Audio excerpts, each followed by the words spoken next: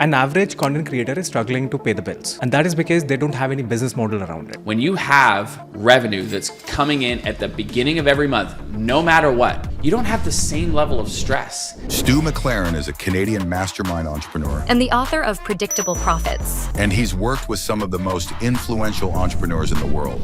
Did you know that 75+% of Costco's profits come from the membership, not from what they sell in the warehouse? Amazon Prime, Amazon AWS services. Pretty much every business around you has a kind of a subscription or a membership model. ChatGPT has a subscription, Netflix has a subscription. Because it creates stability and predictability in a way that one-time sales can't. What is the maximum amount of money any one of your members have made? She teaches people how to.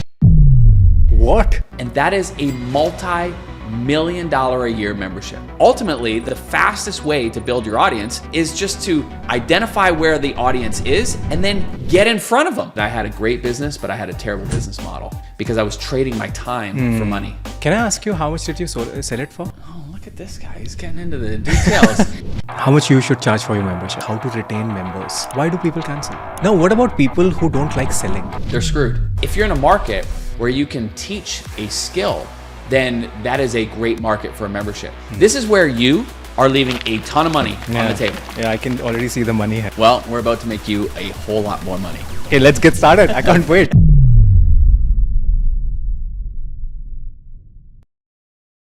All right, Stu. So what are we doing today? Well, we're about to make you a whole lot more money. Okay, let's get started. I can't wait. By the way, this book, I finished it in one day. Yeah, that's, I love the fact that you blitzed through it. Yeah, I had to because I think coming from the same marketing background, it was so interesting for me to, things that I don't know or something that I'm doing, but I'm not doing efficient enough. So, which is why I'm going to ask you many personal questions about my business, man. Well, I want you to imagine this table right here, full of money. That's what you've been leaving on the table because you've got this incredible following and you have an opportunity to be able to generate a lot more money with a membership. And that's exactly what we'll talk about. So what do you think? Who is this conversation for? Well, I would say number one is definitely for any creators that are producing content. So that could be on YouTube, it could be a podcast, it could be on socials. Maybe it's somebody who is writing content and posting on Facebook or LinkedIn. But anybody that's producing any kind of content, this is definitely for them. It's also for anybody that has an established business and maybe they're selling digital products, maybe they're selling physical products, maybe they're selling services. And if they've got an existing business, there's a massive opportunity waiting for them to add a whole nother stream of revenue that is recurring, that's predictable, that's stable. And that's a big shift for a lot of business owners because most businesses, every single month, they are starting from zero. And it's like, okay, we got to go generate some revenue. We got to go do a promotion. We got to go find some clients. We got to go hustle. We got to go do something. And that's stressful. Yeah. Like you and I were talking off camera before we came on. And I was asking you, like, in your business, are there seasons? And you said, yeah, there's definitely there's busy seasons. Yeah. And then there's seasons that, well, it's not so busy. And so we're trying to figure out how to solve that. Yeah. That's stressful. Oh, it is. And as a business owner, like my whole focus in what we do is to try to help eliminate stress for business owners. And today what we're going to talk about is the number one way to do that. And that is with predictable recurring revenue. When you have revenue that's coming in at the beginning of every month, no matter what, you don't have the same level of stress. You don't have the same level of worry. And so if you want to do a promotion, great. If you don't, it doesn't mean the revenue stops. And that's why today's conversation is going to be very relevant for any business owner. No, absolutely. Can you take me back a little, like back in time which was the first company that you started? What made you to actually start writing this book first? So that people get a little bit of an idea that where you're coming from, what kind of businesses have you built, and what you're doing right now at the moment.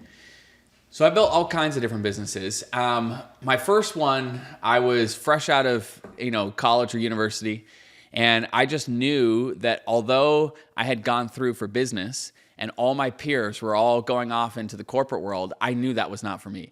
I'm not a shirt and tie kind of guy. I don't want to be told when I can and can't go on vacation. I don't want to be working in a cubicle. And so I just knew what I didn't want. And although I wasn't clear on what I did want, I knew what I didn't want.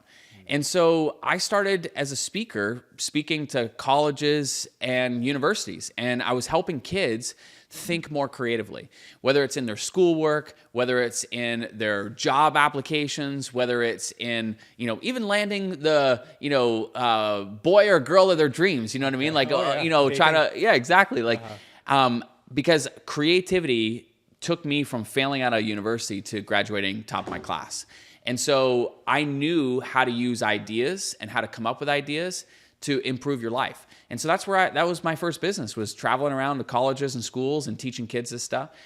And then I quickly realized that schools can only afford so much. I can only do so many speaking engagements a year, and that was my max. So I was like, how do I get beyond that? It led me to finding a mentor who had built an incredible business selling information. And the short version is I went and ended up working with him for 3 years. And during that time, I was like a sponge. I just learned how to package what it is that we know in a way that provides tremendous value and at the same time gives us like lots of profitability, lots being able to grow the business and scale it. I just learned so much from him. What kind of a business was he doing? So he had a seminar business. So every single month he would run the same seminar. And he was also a real estate investor. Okay. So that was his primary thing that he did. And then he had this seminar business where he was teaching people how to package what it is that they know to be able to sell it. And because he had built 2 multi-million-dollar businesses. Okay, nice. So the seminars were different than the real estate business. They were totally separate businesses. And it was just an incredible period of time. Like for anybody young that is watching and listening, like, my recommendation is to just be okay with the fact that, use those early years to get around people to be able to learn. And because I massively shortcut my learning curve by being around him. And then also being able to tap into his network, like here's a guy that's, built a lifetime of relationships and all of a sudden, like I'm at the center point of all of that. It was incredible. That ultimately led, about 3 years later, I decided, okay, now I'm ready. I want to go out on my own. And I came back to Ontario, Canada. And one of the speakers that spoke at those seminars was one of the first people to give me a call. And he said, what are you doing now? I said, I don't know yet. I haven't figured it out. But like, I'm excited to just, start on this trail of my own. Yep. And he said, have you ever thought about being an affiliate manager?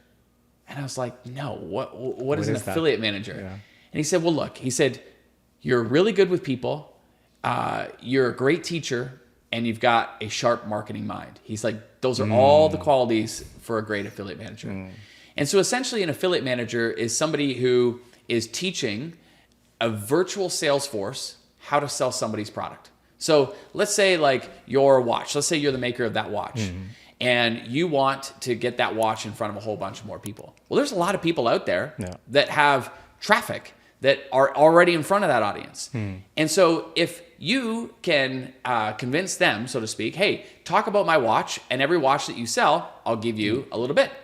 That's an affiliate arrangement. So an affiliate manager is essentially responsible for finding potential affiliates, recruiting affiliates, training affiliates, etc. And so when I started down that path, I took on that client, and what we were doing was working. And back then, this was like 2005, so we're going back a ways. 2005, we were doing multi-million-dollar launches back then. And I didn't know what I was doing with my life. Well, you're still young, so but we were doing multi-million-dollar launches back then, and that started to get people's attention. And so before I know it, that one client led to 2 led to 5 led to 10, and now I've got this like booming affiliate business. And it was awesome. Like it was an incredible business. It was a great business. But although it was a great business, I quickly realized I did not have a great business model. And the reason that this kind of came to the surface was my wife and I got married in 2007. Around 2008, we started talking about having kids. And I wanted kids. Like I love being a dad. I had always wanted to be a dad. I couldn't wait to be a dad. But every time we had that conversation, there was just like this knot in my stomach. And I couldn't figure out why. And then it like hit me. It was just, I realized like, I didn't just want to be a father. I wanted to be a present father. I wanted to be somebody who was involved in the kids' lives, who was there when they woke up, that was getting them breakfast, that was walking them to school. I wanted to be the dad that was at all the soccer games and the basketball games. I wanted to be a present dad. And I knew that the business that I had would not allow me to do that. And that was what was causing that tension, because I could either like continue growing the business the way that I was doing it, right, which had me like up late and up early, every day, or I'd have to change that so that I could make space for being a father. And so what I realized in that moment was that I had a great business, but I had a terrible business model because I was trading my time for money. Yeah. And that is a model that can never scale. The only way to grow that business was to give more of my time, and I didn't have any more time to give. Yeah. So something had to change. Yeah. And that started the conversation with another friend of mine about how to take what it is that I know and be able to create a more scalable model. And he said, you should start a membership. Membership as in the brand itself, or like the membership model? The membership model. He said, look, take what you're doing for all of your clients and teach it. Yeah. Create content around it. Teach it one time, and now that content can serve hundreds or thousands of people. Yeah. And so instead of you trading your time with one client, you can now teach it, and now you can serve hundreds, if not thousands of people. And I was like, that sounds amazing. Yeah. So I started down that path. Now, this was 2008. The technology back then was not what it is today. Yeah, of course. And I was deep in things like HT access files and server settings. And I'm like, this sucks. Like, I'm like, this is not my world. I didn't choose this life. I didn't choose this. I don't want to become like this technical guru. Yeah. And so I'm moaning and groaning to a friend of mine. And I just said, dude, all I want to do is just teach. And I'm like trying to figure all this stuff out, like how to give members access and that. And he said, well, why don't you just create your own solution? And I was like, is he even listening? I'm like, dude, I am not technical. I am not a software engineer. I'm like, I am not going to be able to go and create my own solution. Yeah. And he said, well, look, he said, I've got a great programmer that I work with. Why don't we team up and we'll create something together? So we did. And that ultimately became what is now known as Wishlist Member. And that was my very first software company. And in a very short period of time, we were powering over 70,000 online communities and memberships. What? Yes. So we went from zero to, in about 18 months, we were powering about 50,000 communities at that point. And it just grew really, really quickly. And so I was just like, oh my gosh. I'm like, okay, well, I'm going to lean in here because clearly we had struck a need in the marketplace. And those were 70,000 people every month paying you? Those were, we made a mistake in the beginning of our business. We made a mistake of charging one time and not recurring. Yeah. So that was a huge learning curve, right? And we realized that that mistake about 6 months in, and then we changed it so that it was an annual fee to be able to use the software. But that was one of those hard lessons learned. Nonetheless, what I got from that whole experience was now I'm behind the scenes and I'm watching like what is working and what is not with all these different membership sites. And I could see that there was this small group of memberships that were growing year over year over year. And I was like, what are they doing that's different from everybody else? And what I discovered was that they were doing some things that were completely unconventional to what you would typically think would work. And so I paid attention to that. I ended up started teaching those principles, and people started having tremendous success. And now fast forward to today, I ended up selling my shares in that company.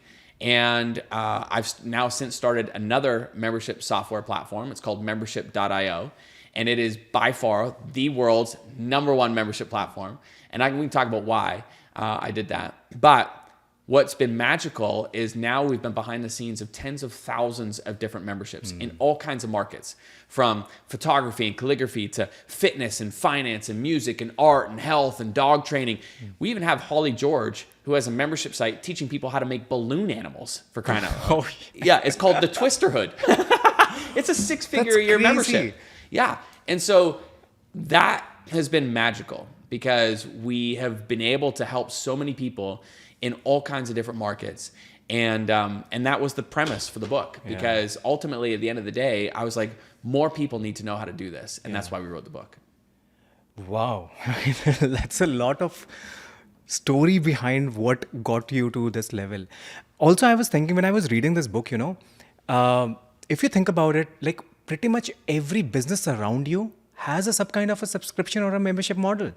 Like even the businesses, like back in the day, I remember Adobe, you used to buy just once. Yeah. And now they have a subscription model. Every single day, every single month, you have to pay something. It used to be boxed software. Yeah. You'd go to Best Buy, you'd buy the box, and you come in, and now they shifted to all subscriptions. Subscriptions. ChatGPT has a subscription. Netflix has a subscription. So basically, what I'm getting out of is that every big business who have built a big business, there has been a membership model around that. Here, you want to? Here's another one that'll shock a lot of people. Costco. Costco has their membership. Did you know that 75+% of Costco's bottom line profits come from the membership, not from what they sell in the warehouse? What they sell in their warehouse is actually a loss leader. Where they make their money is in their membership fees. And so most people don't realize just the engine behind these memberships. Amazon. Yeah. Amazon Prime, Amazon AWS services, those are all recurring services. And so you're right, when you take a step back and you start looking at businesses, you start to realize like, oh my gosh, subscriptions are everywhere. So then that should be a clue for everybody. It's like, why? Why are these businesses moving toward a membership and subscription model? And it's because it creates stability and predictability in a way that one-time sales can't. And so that's why so many more businesses move that way. That's why businesses, they could be the exact same business. We can have the exact same business. But if you have recurring revenue and I don't, your business is going to be valued 3 to 4 times higher than mine, even though it's the exact same. But because you have recurring revenue.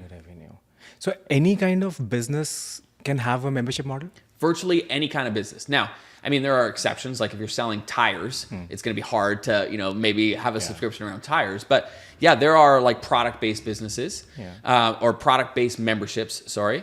And so these would be things like Dollar Shave Club, where most companies were selling razors one-off, hoping that customers come back into the store and buy them again. Dollar Shave Club comes in and they said, you know what? Forget that. We'll just send them to you every single month for a subscription.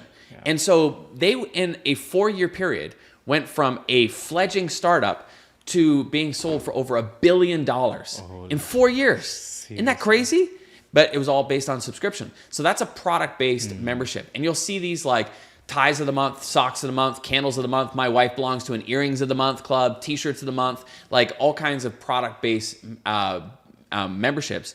And if anybody watching and listening has a product-based business, what I'd encourage them to do is just ask themselves, like, what are our best customers buying on a frequent basis? Like, what are they coming back and buying again and again and again? Whatever the answer is, there's a clue there in terms of what could potentially be a product-based membership. So the second type is like a service-based business. So for anybody watching that's got a service-based business, think car washes, think barbershops, think massage therapists. These are all service-based businesses. Or a marketing agency, maybe. Or a marketing agency where you're providing some kind of a service, right? Well, instead of doing it on a project basis or instead of doing it on a one-time basis, what you can do is just set up a subscription. So Mary Claire Fredette in our community, she is a massage therapist, and she was tired of like that up and down, income where some months were booming. And then other months, it was just like, where is everybody? And that's stressful. Yeah. So she created a membership. She provided a package that essentially gave her clients a certain number of massages for a flat fee per month. So they got a slight discount because they were buying the membership, but it created stability for her. Now, the crazy part is I was catching up with her about 3 years after she had launched it. And I said, so how's it going? And I said, have you launched your membership again? And she's like, no. And I immediately was like, oh no, like what happened? She's like, oh no, I haven't had to. She said 80% of the clients that joined me 3 years ago are still with me today. What? So think about that. Like, what a retention. Crazy retention, right? So 80% of her clients who signed up with her 3 years ago have been paying her every single month. And what does she do? She's a massage therapist. So they get a certain number of massages every single month for a flat fee. Yeah. And there's a barber shop here in Toronto that does the same thing. Is it? So instead of like hoping that their clients come back, Oh, that's a smart idea. they pay a flat fee and they get a certain number of cuts.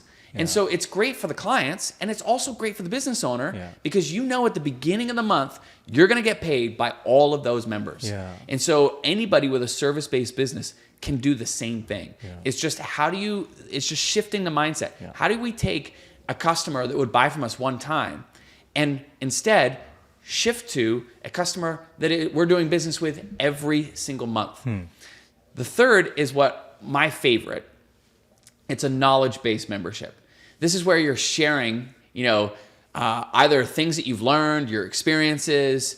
The reason I love knowledge-based memberships is because they're so easy to get started and they're tremendously profitable. This is where you are leaving a ton of money on the table. Yeah, I can already see the money here. Yeah, it's just like... It's a big table. Hopefully the table can handle it because you're leaving a lot because you've gained so much knowledge in terms of like how you've built your personal brand, how you've grown on social media, the kind of content that you're creating and why you're creating it. All of that is tremendously valuable, but you're not helping anybody. I know, man. What's up with that? Like, I'm screwed. But this is what I think... This is what most of the creators also struggle with, which is why I think even though the creator economy is booming a lot, it is $50 billion industry and even growing further. Right? So this is the biggest problem that I see with most of the creators is that they don't have much revenue coming in. Most of the creators are struggling. I recently got other content creator and she's brilliant. She's a finance creator. And she also told me because she's also surrounded with a lot of creators around, an average content creator is struggling to pay the bills. Yeah. And that is because they don't have any business model around it. Well, most of them rely on sponsored posts. Yes. So every month, what are they doing? They're hustling. Yeah. They're trying to call sponsors. They're trying to find sponsors. Yeah. When instead, what they could be doing is spending their time, energy, and effort doing the very thing that they love, which is creating content and getting paid for it. Yeah. But instead, they're having to go and hustle and find clients, and it's because they're stuck in an old model. And so instead, if they were to teach and share, they'd be able to have a tremendous business model. And I want to deep dive into all the three different models, product-based, service-based, and knowledge-based. Is there any other model as well? There's one more, and that's a community-based model. So that's where just literally people are just paying to be part of a community. Okay. You and I were talking about masterminds. Yes. That's a community, right? You're paying to be a part of that community. You're paying to have access to the people, etc. Yeah. And so you'll see all kinds of different community-based memberships. And they're not necessarily teaching anything in those. You're just surrounded by, individuals just like you or smarter than you or something. That's right. You're just paying for access. Yeah. Sometimes it can just be even just like, hey, I've got this weird interest and I don't know anybody in my local community that has that same interest, but online, there are thousands and thousands of people who may have that interest, and you just want to be a part of it, right? So those are the four main types of memberships: a product-based membership, service-based membership, knowledge-based membership, and community-based membership. Let's go back to knowledge-based membership again. Now, what kind of things that people do for building a knowledge-based product or knowledge-based business? So whenever I'm consulting with clients, I'm always first looking for 3 key indicators of a hugely successful market for a membership. Okay. So indicator number 1 is if you're in a market where you can help solve an ongoing problem. So good example of that would be like Jen Davidson and Victoria Black. They are over in Australia. They have a membership site called Superfast Diet. They help women lose weight. That is a great example of an ongoing problem, because you're not going to go from being overweight to your ideal weight like that. Like it takes time to solve that problem. Or let's just say relationships. You're not going to go from a terrible relationship to an amazing relationship with your spouse. That takes time, right? Time. Or let's think about a dog that's wildly out of control. You're not going to go from a puppy that's biting, chewing, peeing all over the place to the perfect puppy like that. It takes time to solve that problem. So if you're in a market that is experiencing an ongoing problem, that is a great indicator of a successful membership market. So that's number one. Number two, I always look for a market where you can teach a skill. This is where you would fall into this bucket, right? Because you've learned so much about personal branding.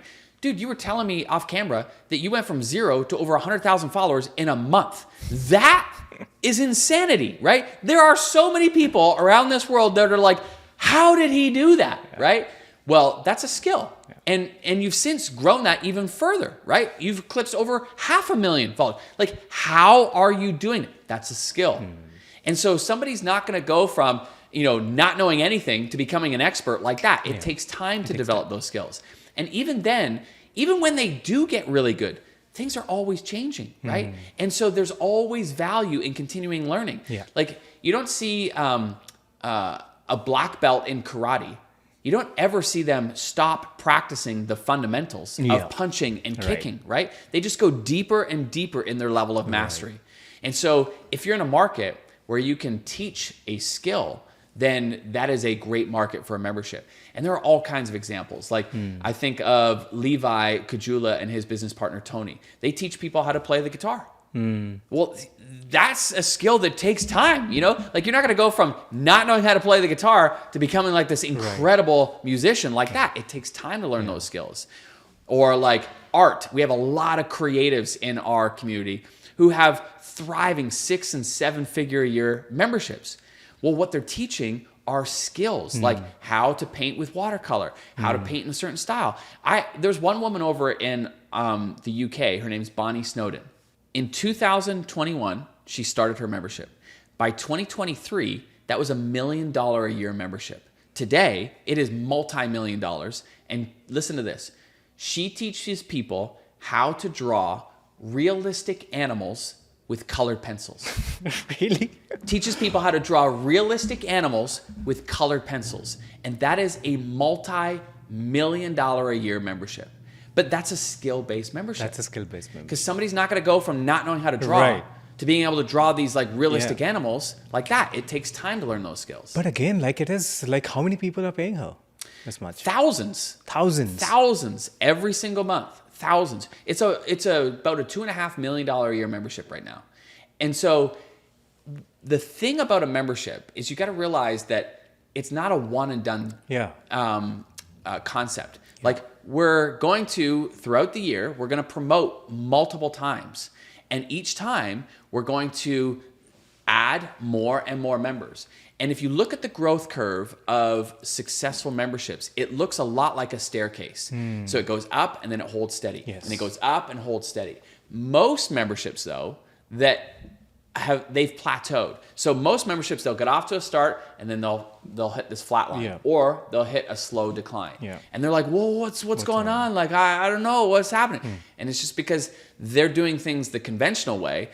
That's what I was, sharing with you. When I'm behind the scenes, I'm seeing what these sites that were growing year over year were doing, and it's unconventional. It's not your typical way of growing a membership. But that's why memberships over time, it's like compound interest. They just keep growing and growing and growing. And when done right, it can go from starting to becoming a multi-million dollar a year membership in just a few short years. So the next step would be, I think, now we know that average Joe knows that what they want to do with the service business or a knowledge business or product business. Now, how do they attract people?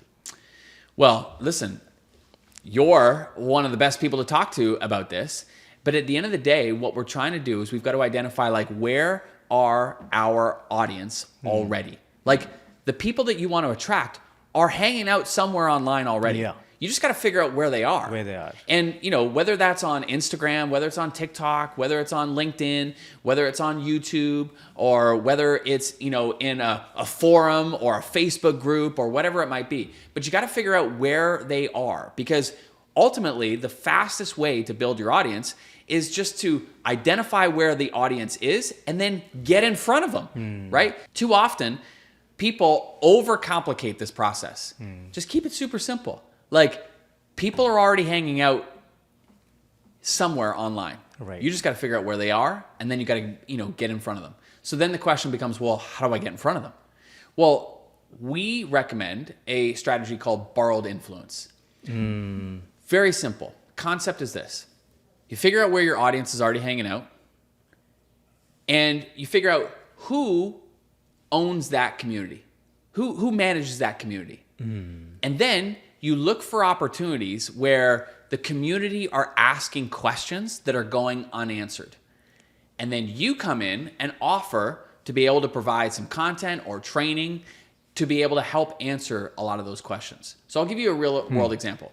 So my wife and I have a luxury Airbnb. It's called Dover Lake House. So if you go on Instagram and you search Dover Lake House, you'll see it. Now, she is always booked. It's always booked, 5-star reviews. She's like one of the Airbnb top hosts. She charges 3 times the average nightly rate for our area. And so people are always asking, like, how are you doing this? How are you charging 3 times the average nightly rate? You're booked all the time, 5-star reviews. Well, Amy is really skilled at creating these magical experiences. And I said to her, I'm like, babes, you keep getting asked all these questions about how you're doing this. Like, why don't you teach it? And she's like, I don't know. Like, people know this stuff. I'm like, she's like me. Yeah. I'm like, no, they don't. And so to prove my point, I go on Facebook and I search up like short-term rental groups. And I find a couple short-term rental groups. One of them had like hundreds of thousands of people in it.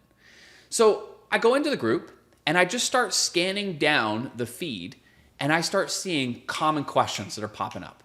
Questions like, do you provide like white linens or colored linens? What kind of towels do you provide? Like simple questions like that. But they're coming up again and again and again. And I said to Amy, I'm like, well, what do you do? And she's like, oh, well, I just buy this brand for this reason and I get this there and that there. And she's like, but don't people already automatically know this? I'm like, clearly not. They are asking it over and over again. Now, what I suggested to her, I said, look, here's what you should do. You should just create a mini training, 10 minutes. And it could be called something like, my 5 favorite places to find all the things to create magical experiences or something like that. Like I'd probably work on the copy of that, but you get the idea. Yeah, I get that. But the idea is that she just creates a mini training. Then she could go to the owner of that Facebook group and say, hey, listen, I'm seeing like these questions come up a lot. Screenshot. I'm happy to come in and share like a 10, 15 minute training on how I source all of my towels and linens that even get reviews. Like she has reviews where people are raving about her towels and how comfortable the linens are and stuff like that. And so I said, you could just show them a screenshot of that review to prove that like this is a big deal. This impacts the experience.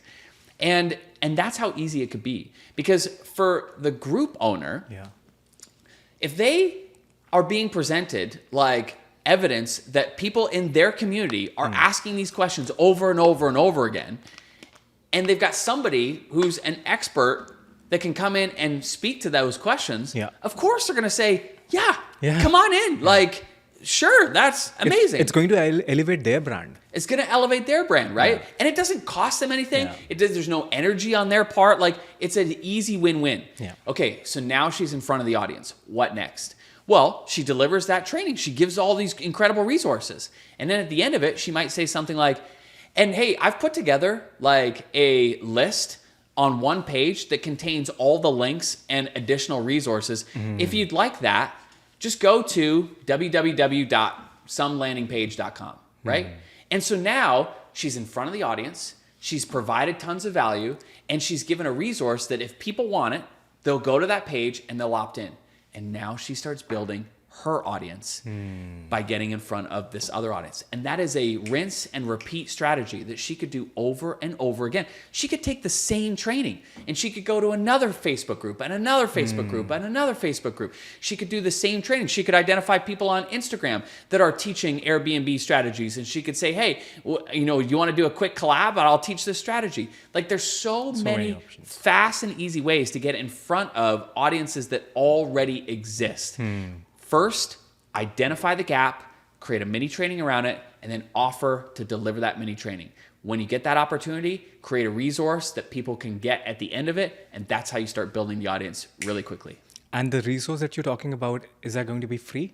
Yeah, free. That's it's a great exchange. It's like they've got tons of value already, and it's like, hey, if you want the convenience of just all the links and all the products or all the resources on one page, just go here and I'll give it to you. Like, I'll give you an example. A friend of mine, Blake, who you should definitely have on this show, by the way. He is an incredible speaker, and he typically will get paid to MC different events, both virtual and in person. Okay. And he said to me, he's like, Stu, I really want to try to get more leverage in my business too, because he has a great business, but he's trading time for money again, right? The only way for him to grow the business is to go and speak, but that takes him away from his family. And he's got 2 young kids. And so he's like, I really want to, start, getting more leverage in my business. I said, okay. And he's got tons of things that he could teach and share, but he didn't have an audience. So I said to him, well, here's a thought. What if instead of charging your fee as an MC, you instead ask for 10 minutes of time in front of the audience to be able to teach? And then at the end of that, you offer a free resource and you start building your list. And I said, in fact, why don't we do this with my upcoming event? So I had an event and we had about 3,000 people there virtually. Okay. So he's helping MC the event, and then he has 10 minutes of time, and he taught a really powerful strategy for getting the attention of people that you want to do business with. Super creative. And at the end of it, he said, this is one of many different strategies I use to get the attention of people that I want to do business with. If you'd like a free resource that outlines the other strategies, just go to, and he gave the URL. Well, he built a list overnight of 400 plus people, and those were $2,000 buyers of my program. Wow. That is an incredible, fast way to build a tremendously valuable list. Again, what did he do? Identified an audience or he identified somebody who already had the audience he wanted to get in front of. He created something of value for that audience. He closed a gap and then offered a free resource at the end. That is borrowed influence. What is Circle of Awesomeness? So Circle of Awesomeness is a philosophy that I believe in that will enable you to be able to create a reputation of people that are lining up at your door month after month after month. And so essentially the way it entails is that when somebody buys from you, especially in a membership, the whole focus is to help them get a result. It's kind of like what I was talking about earlier. People come in, this is where they are. Yeah. This is where they want to be. We want to help them get that first result. Right. For you, maybe it might be you're helping them grow their following to 1,000 followers, okay? That's a result, right? And so the whole focus is we just want to love on and obsess on our people to help them experience progress. Then, once they've experienced progress, now we have a story. And that story will become one of your greatest marketing assets you could ever have in your business. And so the next step in the Circle of Awesomeness is now you start sharing that story, because people connect with people. Like when I'm talking about Bonnie Snowden over in the UK, somebody watching and listening to this is going to be like, what? She's got $1 million plus business teaching people how to draw realistic animals? Yeah. And she's one of thousands of people in our community that have built these incredible businesses. And so the stories are the thing that inspire and move people to want to be able to do that. Can I ask you a question? Yeah. What is the maximum amount of money any one of your members have made in a year? I have somebody in my highest level mastermind that has over 40,000 monthly paying members at $97 a month. you can do the math. That is an 8-figure a year membership.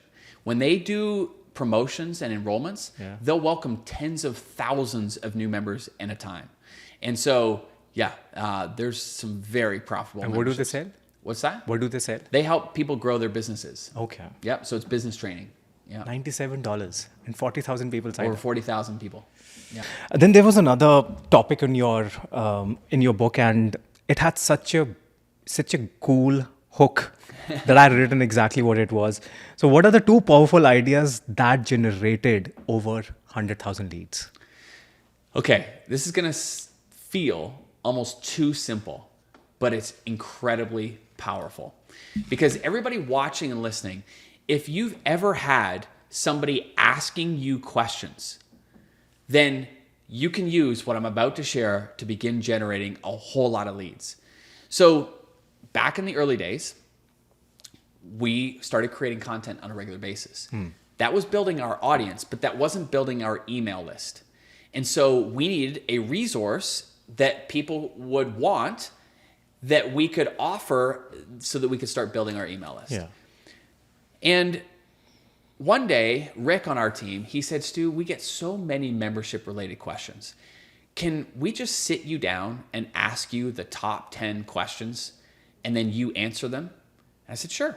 So that's what we did. We just set up a session like this, and he had the questions there, and he would ask me the question, and then I would answer the question. Ask a question, answer it. Ask, answer. We did all 10 of them. Then we just got that transcribed. And then we put that into a Google Doc. And that became the first resource, which was our PDF answer guide. And the reason this is such a powerful resource is because anytime I was on an interview like this, or I was teaching, or I was creating a piece of content, what I would always say at the end is, now, we just talked a whole bunch about memberships. If you got questions about memberships, I answered my top 10 questions that I get asked all the time in a free resource guide. You can get it by going to freemembershipguide.com. And by the way, if people go to freemembershipguide.com, you'll see it. And then in addition to the answers to all those questions, we also provide all kinds of examples and resources in that guide that will help you in your journey of creating a membership. Again, you can get it for free at freemembershipguide.com. Timeout. See how easy that is? It's like no matter what, if you're being asked questions, you can immediately answer the question and then roll into, and by the way, that's probably not going to be the only question you've got about memberships. I've answered the top 10 over in my free guide. And so no matter what anybody is teaching, you talked about your friend who's in finance. She could teach a piece of content on finance and she could say, you know what? You probably have a lot of other questions as it relates to your money. And I answered the top 10 questions about, money and investing, etc. You can get my free guide by going to blah, blah, blah.com, right? Same with you. I've shared a whole bunch of resources and ideas about how to grow your personal brand, but chances are you've probably got some other questions. And I answered the top 10 questions I got asked about building a personal brand, and you can find my answers as well as examples and resources by going to, SahasChopra.com. Sahas, amazingguide.com, right? Now, what's magical about that one resource is it never goes out of style. Yeah. People are never going to stop asking questions. And typically, they're the same questions over and over and over again. So version 1, people could literally do today. They could, now with ChatGPT, seriously, you could have the questions in front of you and you could answer them, or you could have ChatGPT answer them. Now, my recommendation is you don't just want to take ChatGPT straight up. It's very generalized. It's very generalized. You want to be able to add your own thing. But my point is that you could create version 1 today. That could just be a black and white Google Doc. That was version 1 for us. Yeah. Now, version 2 was then we added some case studies and examples. And then version 3 was we made it look pretty, right? So, but don't wait till you got the pretty completed version before releasing it. Just do version 1 today. It can happen so fast. I'll give you an example of this. I was creating a piece of content and for Instagram.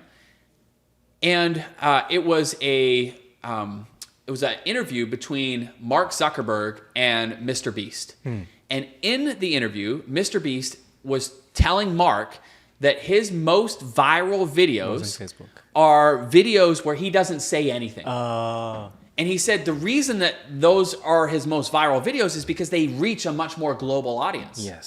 So then I was about to press share on that piece of content. And then I said, wait a minute. I could probably create a quick resource that would accompany this. So I did a quick brainstorm on 10 silent reel ideas. That's so smart. And so I shared that reel and it took off. And then because I had a call to action that said, and if you want some ideas on silent reels that you could create for your business, just put silent in the comments below. And I generated thousands of leads. Was my resource perfect? No. Was it pretty? Definitely not. It was a black and white Google Doc, but it allowed me to do it quickly. And so I just want to encourage people watching and listening, like, stop overthinking, stop planning. Like, we just need to create a resource that's valuable, and we just need to tell people where to go to get that resource. So the first one that you talked about, that has generated us hundreds of thousands of lead, that answer guide. Okay. And the other one? Oh, you want to hear the other one? Okay. The second one was another one of those pretty simple ideas. And it's one that can be repeated every single year. So in 2014, I joined forces with New York Times bestselling author Michael Hyatt. He wrote the book called Platform, Get Noticed in a Noisy World. Okay. And mutual friends had introduced us, and we came together because he had a great business, but a terrible business model. His business model was he was on the road as a speaker talking about his book. And he loved what he did, and he loved who he got to share it with. But when I talked to him, I said, what's the biggest challenge that you have in your business? And he's like, I'm tired. Like, I just want to be home with my wife, Gail. He's like me then. Yeah. He's like, I just want to be home with my wife and my girls and my grandkids. And I said, I can help. So we ended up partnering together, and we created a membership and launched a membership. And it was a very straightforward partnership. By the way, there's going to be some people that are listening here today that are going to get clues from what I'm about to share in terms of a potential business that they could do with somebody else. Because Michael did not want to create the membership himself. But he wanted a membership. He wanted the recurring revenue. Yeah. But he didn't want to have to think through the strategy. He didn't want to have to worry about the marketing. He just wanted to be able to focus on his content. Right. And so that was the partnership. Michael focused on his content. I focused on the membership and growing the membership. We came together and we grew that membership. In the first week, we had 1,100 members. After the first year, we had 2,500. After year 2, we had 4,500. After year 3, we had 6,000. So it just kept growing and growing and growing. And it was a multi-million-dollar a year membership. And so I share all that because as we grew that business, Michael's like, I love this Stu guy. Like, and he said, do you want to be involved in more of the business? Yeah. So I said, sure. So he was launching a course called 5 Days to Your Best Year Ever. It's a great goal setting course. Highly recommend it for anybody watching. But we didn't have an email list that was focused on that kind of a goal setting audience. Yeah. So ultimately, we created the number 2 resource that you wanted to know about. And essentially what we did was we came up with the idea of one question to ask a whole bunch of different people. And the question for him that he put out there was, what do you do at the end of the year to prepare for the new year? So if I were to ask you off the bat, like, what do you do at the end of the year? Do you have like different routines or rituals that you do at the end of the year to prepare yourself for the new year? Yeah, I circle back to how the year went. So like I usually write a letter to my future self. And then I read that letter at the end of every year. And then I see what all things that I did and not. But it's not like bashing myself in a way, but it's like how my thought process was at the time when I was doing it. Yeah. I was writing, and how have I changed, or how have I transformed as a human being? So those kind of little bit of reflections that I do. Amazing. That's amazing. Now somebody watching and listening is like, that's a cool idea, right? Like that whole concept of writing a letter to yourself. I love it. So that's the question that we then sent out to about 30 to 40 different people. This was all Michael's contacts and network and so forth. And we just said, hey, give us your answer. Like, how would you respond to this question? And you can send it to us like via email. You can send it to us via text. You can send a voice message, whatever. Like, however it's easiest for you. Video, whatever is easiest. Now, we started getting responses back from people. And then we organized that and we said, okay, what are some common themes here? And so we started to see like there were certain types of things that different people were doing that were similar. And so we started grouping that together. So then we put all of that into a PDF document. Michael added a little commentary on the front. We added a little commentary on the back. And bada bing, bada boom, we got this incredible resource.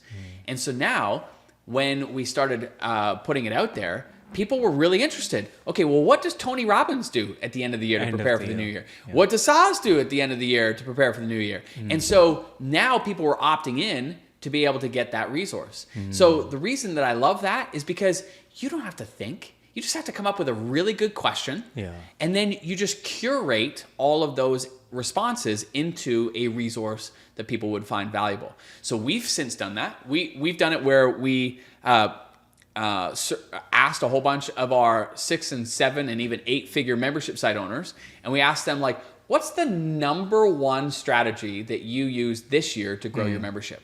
Like, would you want to know that? Yeah, of course, right? And that's why it becomes so appealing. Like, if somebody's looking to grow a membership, of course they're going to want to know like what people's number one strategy was this year that helped them grow their membership.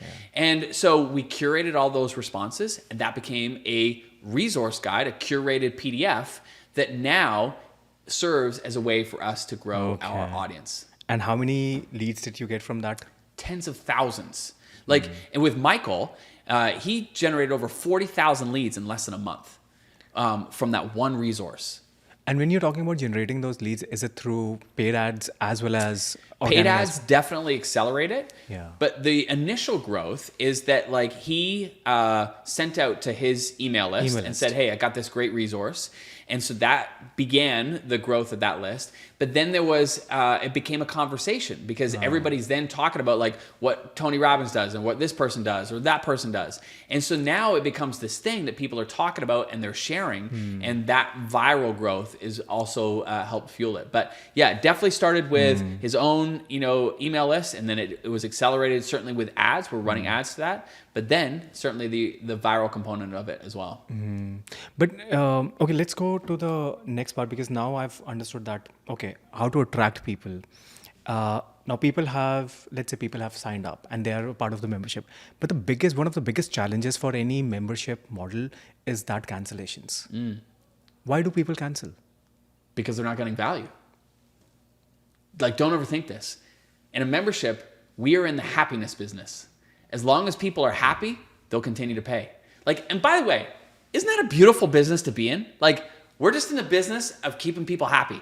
If they're happy, they're paying. So what makes them happy? Well, as long as they're experiencing progress toward the outcome that they have chosen to join for. So if we're helping people train their dog and they're making progress toward their dog becoming better behaved, they're going to continue to stay and be a part of it. If they're building a personal brand and they've gone from 0 to 1,000 followers to maybe 10,000 followers, they're looking at that progress. They're like, man, this is amazing. They're happy. They're making progress. They're going to stay. As long as people are experiencing progress, they will stay. So what that means for you and I is that we've just got to become obsessed about our people. If somebody's not making progress, why? Why are they not making progress? Like, what's holding them back? Maybe it's they're getting stuck on something that we didn't even think that people would get stuck on. And so we got to go back and we got to maybe create a piece of content that supports them in that. Maybe it's creating a resource. Maybe it's just a mindset thing. Like, you and I were talking about memberships and you're like, yeah, but I'm afraid of this and I'm afraid of that. And I was like, dude, that's a mindset thing. We can talk about that. Like, there's ways to get around that and to adjust. Those are limiting beliefs. Limiting beliefs, totally. And so we got to become obsessed about our people. And there are all kinds of strategies, certainly, to help increase the happiness. Like, 2 big metrics that we want to pay attention to inside of any membership is consumption and engagement. Consumption and engagement. Meaning, like, are people consuming the content you've got inside the membership? Yeah. Because if they're not, they can't get any value. What's the point? So we've got to create an experience that drives consumption. We can unpack that. And then another thing is engagement. Like, if they're not engaging with the content, they're not liking it, they're not commenting, they're not interacting with other people, they're kind of going ghost. Like, that's a warning sign, right? So we want to measure, like, how much content are they consuming and are they actually engaging? Like, here's a crazy stat. Whoever has a membership, I challenge them to look at the percentage of people that aren't even logging into the membership. There's a massive amount of people, even though they might be paying for something, have not even logged in. And because of that, that is a huge red flag. Like, I'm waving the flag. Like, that's the flag. Like, alert, alert. Those people are likely going to cancel. Yeah. So we want to be proactive in identifying, like, who are those people that aren't engaging? And we want to be able to reach out to them before the conversation of, oh, I want to cancel. Yeah. And we want to get them back in, and we want to get them engaged. So in any membership, we're in the happiness business. The happiness really boils down to, are they consuming? Are they engaging? Or engaging. Like, there might be some challenges around this thing also, imposter syndrome, or somewhere around that, oh, I've done good, but it's not as good as the other person. Have you come across these kind of... Never. No, I'm telling you. Which world are you You're living the only person in this world that's ever, no, it's 100%. Imposter syndrome's, it happens all the time. The way I would encourage people to think about it is that, like, you've learned stuff in your journey, and that could help one person. It could help one person because you've made progress in this timeline. You've made progress. You may not be exactly where you want to be, but you've made progress. But that experience is tremendously valuable for the person back here. Right. Like, that is going to shortcut their learning curve. Right. And so we get so fixated on ourselves, we lose sight of the fact that it's the people that we're serving. Years ago, I was speaking in a huge conference in Brazil. There was 4,500 people in the audience. And I was getting all nervous and anxious because not only was it, at the time, the biggest audience I'd ever spoken in front of, but I was also being translated in real time. Oh, wow. So I'd never experienced that before. Yeah. And so I was just like, oh my gosh, like, what, how's this all going to work? And I was trying to think, like, I want to make sure I don't speak too fast, but I've got a lot I want to share and all this kind of stuff. And I called up a friend of mine, Victoria LeBaum, who is a tremendous speaking coach. And I was explaining to her the situation. I was about 45 minutes before I'm supposed to go on stage. And she's like, Stu, stop. I said, stop what? She's like, you're just thinking about yourself. You're thinking about, like, what you're going to sound like. You're thinking about what you're going to look like. You're thinking about you. And this is why you're getting all twisted up. She said, why are you there? I said, well, I'm there to help people launch their membership. She said, exactly. And she said, and what is that going to do for their life? I said, well, if somebody launches their membership, it's going to transform their business and their life. It's going to dramatically reduce their stress. She's like, exactly. She said, focus on them. And all of those nerves and all of that head junk is just going to disappear. And she was spot on. I got out on that stage and all of that nervousness and anxiety, it just disappeared because I wasn't there for me. I was there for them. And if I just focused on delivering for them, everything would take care of itself. And it's the same thing here. Like, people get so twisted up, worried about, like, well, I'm not further ahead. I need to be more of an expert. I need to learn more of this. I need to do. No, you don't. You have so much that you could share that would help somebody else. And if there's an area that you aren't comfortable with, no problem. Just bring in somebody else to speak on that and be curious yourself. Like, I think of John Gallagher. He started his membership site. It's called Herb Mentor. He teaches people how to use natural herbs and remedies to keep themselves healthy, et cetera, et cetera. When he started that membership, he wasn't like an expert in herbs and natural remedies, but he had an interest in it. So what he did was he just approached it from the curious mind of his members. And he invited outside speakers to come in, and he would interview them, and he would ask them questions, and he would curate the information. that allowed him to be able to launch the membership without, quote, being the expert. But now years later, he's developed an expertise. And so he's definitely seen as an expert. But when he began, he wasn't. Yeah. And so I think that it's more mindset. Than anything else. Absolutely. And people can 100% get started. This is exactly how I even started. Like, I realized in the foundational level also that, I'm not an expert now, but I need to start now. So expert, maybe I'll become a little better in my level of skill set over the period of time. The only way to do that is start practicing. Yeah. And if I don't practice the thing that I'm most afraid of, what's the whole point? I'll never be there. Yeah, totally. And look at what you've done, man. Like, you're a computer engineer. I don't know anything about coding. I'm that kind of an engineer. Sorry, mom and dad, that degree. Yeah, it was a complete waste of time. But look, and now this media business and this agency that you've built, it's incredible, right? Yeah. Like, you didn't know any of that stuff. Oh, no, before. Not at all. I learned. I pretty much, beg, borrow, steal my thing into this. Yeah. So I never thought that I would be ever into it. I never thought that I will have these many people who would be following me. I never dreamt about these kind of things which are happening. And even when you started your Instagram, you looked and you saw somebody that was producing a piece of content every day, and you're like, okay, I'll produce 2 pieces of content every day. And you went from 0 to 100,000 followers in a month period of time. Yeah. During that, I guarantee you learned a bunch. Did you not? A lot. A lot. A lot. Exactly. I fast forwarded my learning time.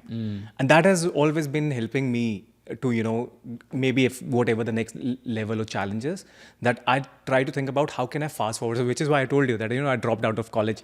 Something which will happen after 2 years, how can I speed up?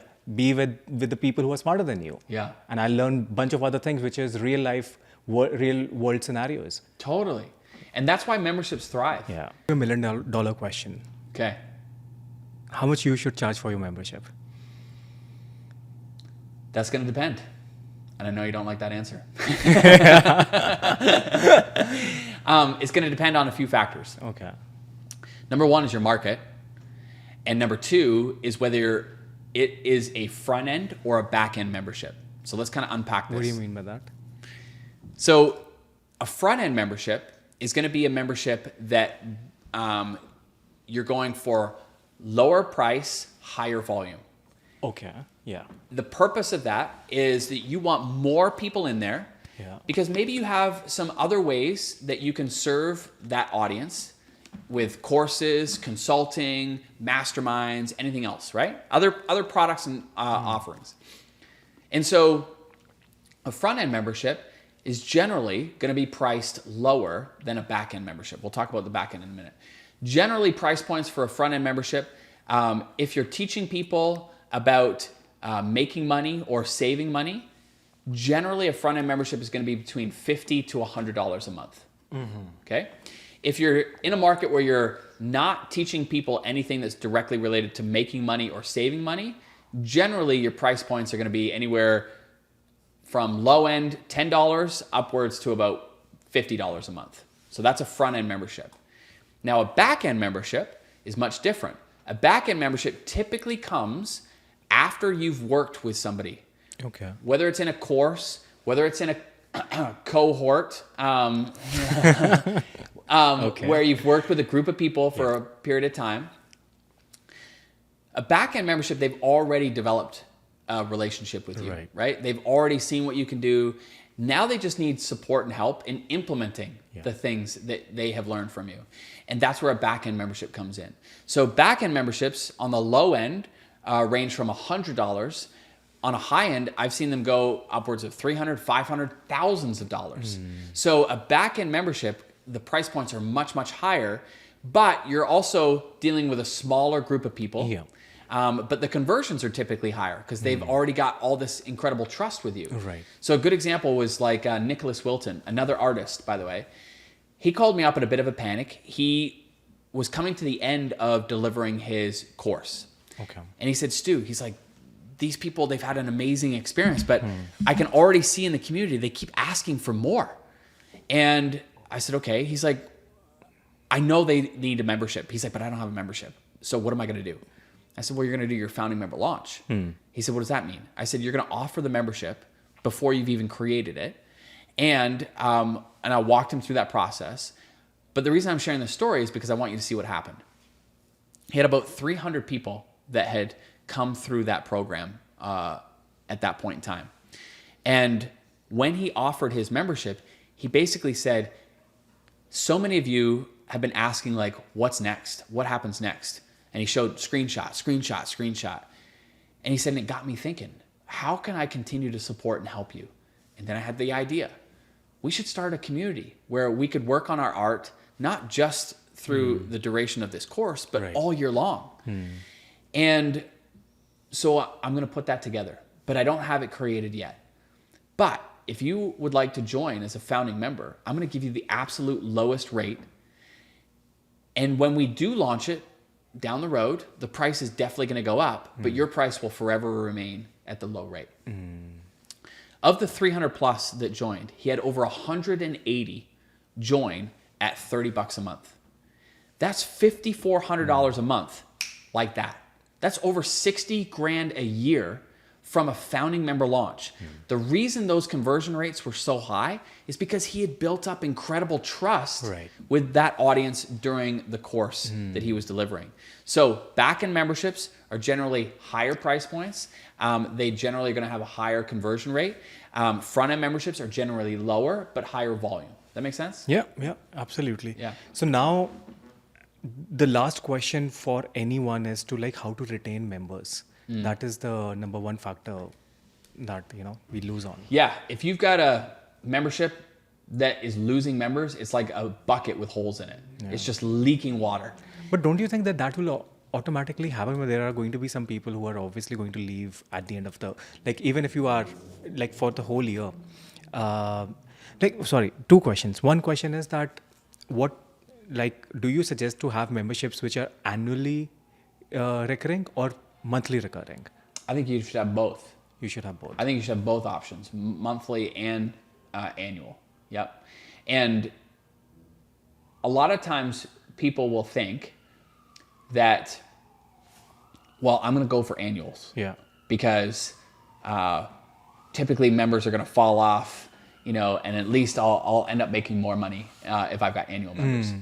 That may be true in the short term, but long term, we don't want members canceling and leaving. Yeah. Like, we don't want them bitter about the fact that they paid for an annual subscription and they never used the membership. Because the moment that they have the chance to cancel, they will. Yeah. And so you'll see annual renewals like a massive drop off. And that's not the point of a membership, right? The point of a membership is we want members staying. We want them happy and paying month after month or year over year. And so it is a mindset shift. It comes back to what we talked about earlier. You got to love on your people. But one of the things that can influence retention the most is actually the first 30 days.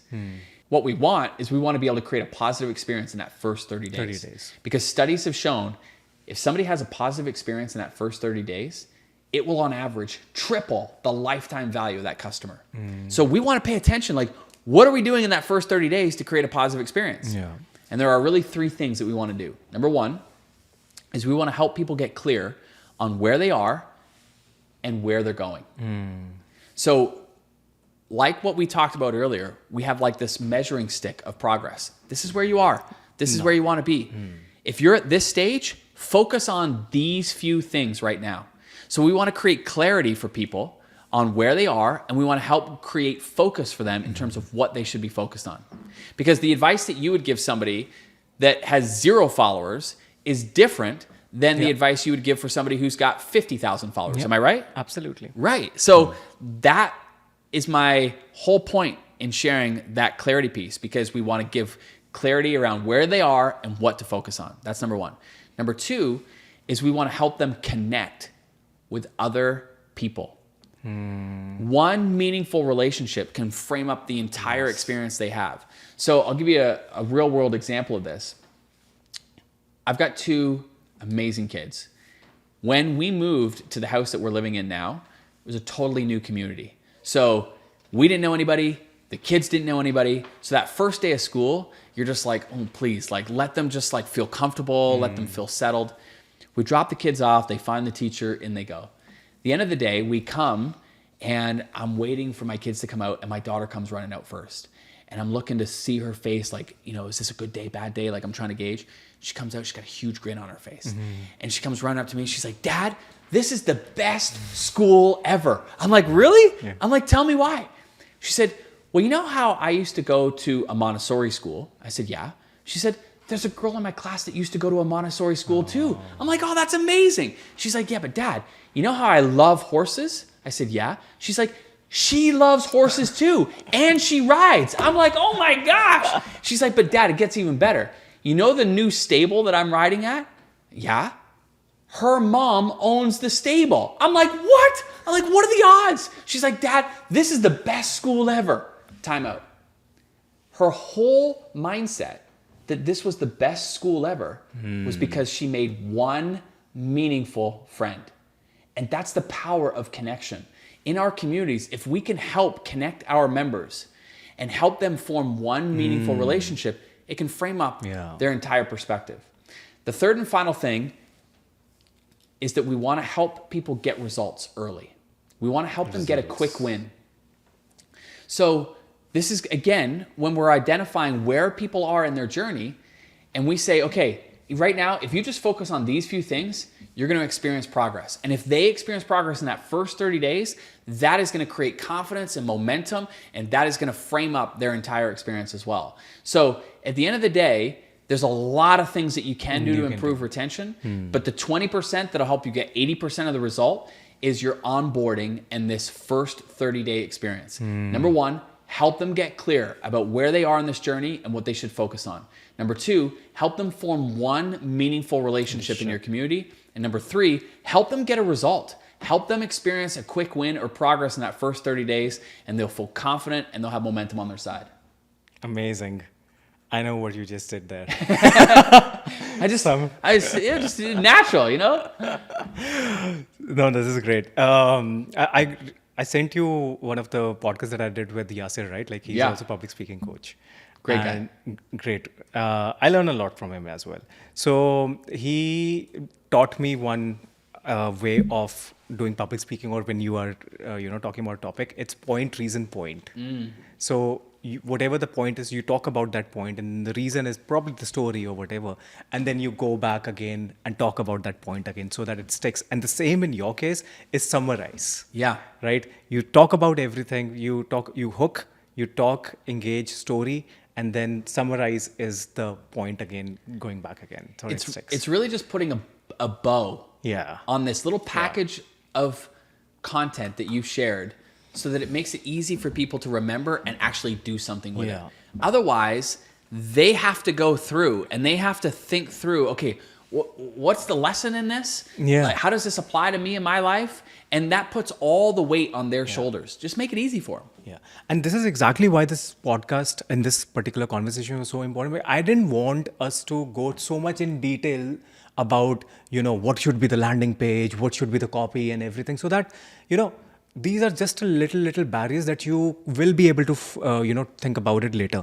But first you need to do is like whatever information, what you have given, dude, like it's amazing, mind blowing.